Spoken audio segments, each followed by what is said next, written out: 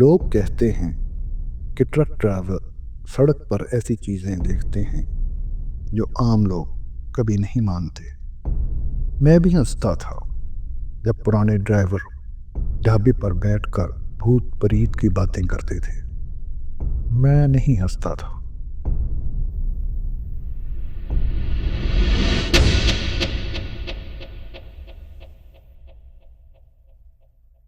लेकिन अब हाईवे 13 पर दो हसीन लड़कियां, क्योंकि मैंने उन्हें देखा है और मैं बमुश्किल जिंदा वापस आया। रात के 2 बज रहे थे। मैं एक ट्रक चला रहा था, पास रोड से रेवेन्यू की तरफ। बस लंबी सड़क, अंधेरा और हेडलाइट्स की रोशनी, आसपास कुछ नहीं। और तब मैंने उन्हें देखा। दो लड़कियां सड़क के किनारे खड़ी, हाथ हिला रही थी। जिल्द चांदनी जैसी सफ़ेद सफ़ेद कपड़े हवा में लहराते हुए। वो अपने जूते हाथ में पकड़े थे। एक के बाल काले, दूसरे के सुनहरे। मुझे पता था रात के वक्त अजनबियों को लिफ्ट नहीं देते, लेकिन वो डरी हुई लग रही थी। मैंने दिल पर हाथ रखा और ट्रक रोक लिया। मैंने पूछा, कहाँ जाना है बेब? बस यहाँ से दूर, कहीं भी, सुनहरी बालों वाली बोली। उसकी मुस्कुराहट अजीब थी, आंखों तक नहीं पहुंची। वो दोनों अंदर बैठ गई।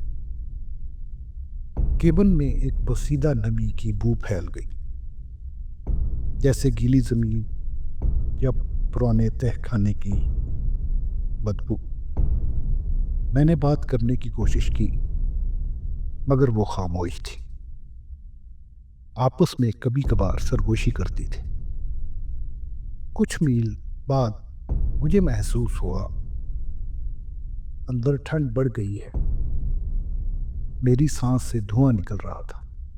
मैंने हीटर चेक किया, पूरी तरह ऑन था।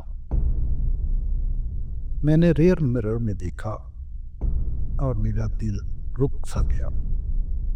सुनहरी लड़की सीधे सामने देख रही थी, काले बालों वाली मुझे देख रही थी, मगर दूसरी सिर्फ मुस्कुरा रही थी, पलक नहीं झपक रही थी।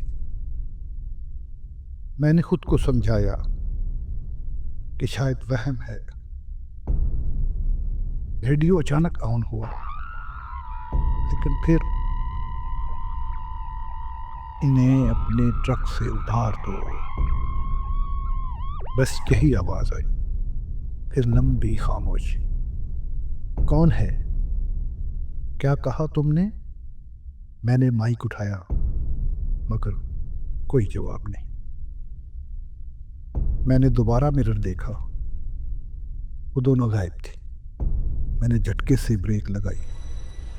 दरवाजे बंद थे, कोई बाहर नहीं गया। फिर मैंने उन्हें देखा, ट्रक के सामने, सड़क के बीचों बीच, हाथों में हाथ डाले खड़ी थी। उनके चेहरे बदल चुके थे, सफेद, खाली, जैसे मोम पिघल गया। मैं हिल नहीं सका।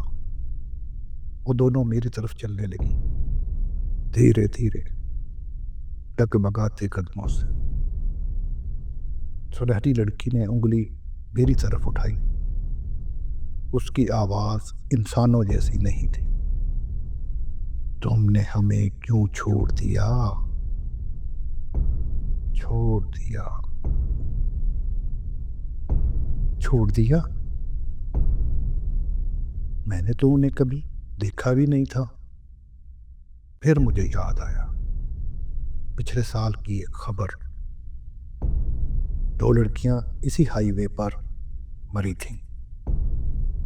गाड़ी खराब हो गई थी, सर्दी से जमकर मर चुकी थीं।